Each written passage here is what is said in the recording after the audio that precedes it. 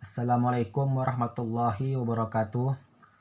Perkenalkan, nama saya Muhammad Dafa Faklur Rahman. Saya berasal dari kelas 12 IPS 4. Baiklah, saya akan menjelaskan tipe-tipe lembaga sosial. Menurut para ahli, yaitu JP Gilin dan JL Gilin, mereka mengklarifikasikan tipe-tipe lembaga sosial terbagi atas 5 macam. Yang pertama, lembaga sosial secara tidak sengaja tumbuh dalam kehidupan suatu masyarakat atau dalam suatu adat istiadat di masyarakat dan dikenal dengan istilah yaitu discursive instantion. Oleh karena itu, masyarakat menganggap lembaga ini merupakan lembaga paling primer dalam kehidupan mereka. Contohnya, hak milik seseorang dan hak waris. Yang kedua, lembaga sosial secara sengaja tumbuh dalam kehidupan suatu di masyarakat atau dalam bahasa Inggrisnya dikenal sebagai enacted instantion. Contohnya lembaga peradilan, lembaga pendidikan, lembaga perbankan, dan lembaga kemiliteran.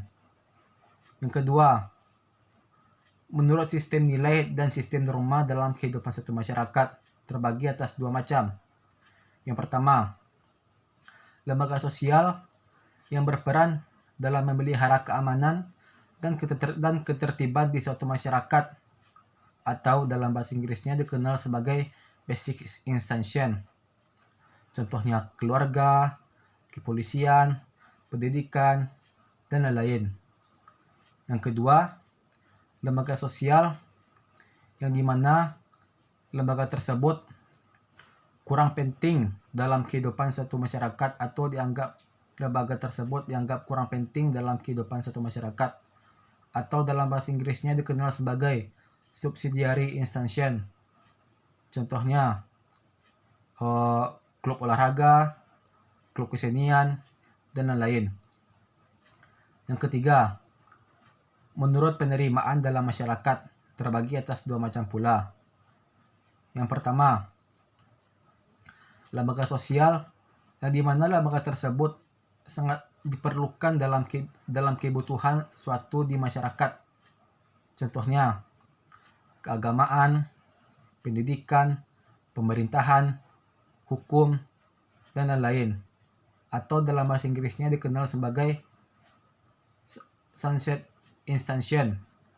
Yang kedua, lembaga sosial yang dimana lembaga tersebut tidak memungkinkan muncul dalam kehidupan satu masyarakat atau sulit untuk mencegah, memusnahkan, ataupun menghilangkan lembaga yang tidak berguna bagi suatu masyarakat. Contohnya, geng motor, perkumpulan tawuran, kelompok penjahat, dan lain-lain. Atau dalam bahasa Inggrisnya dikenal sebagai uncensored institution. Yang keempat, menurut penyebarannya terbagi pula atas 2 macam. Yang pertama, lembaga sosial yang dimana lembaga tersebut tersebar secara luas dalam skala baik itu dalam nasional maupun di internasional. Dalam bahasa Inggrisnya dikenal sebagai general institution.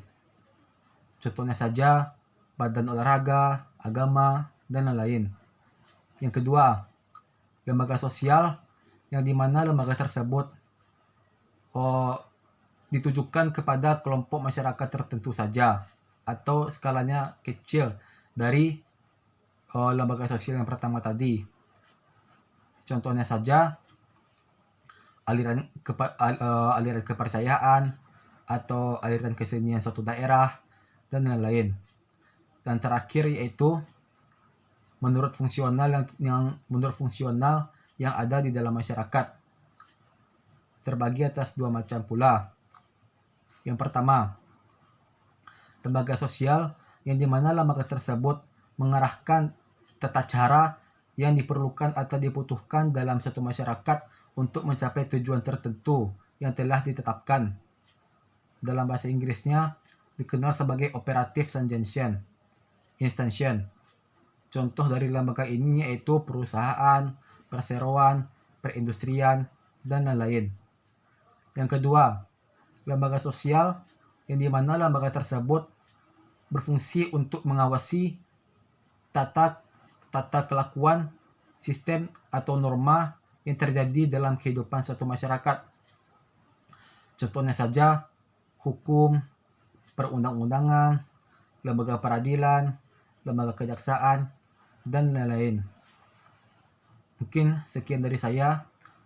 Assalamualaikum warahmatullahi wabarakatuh.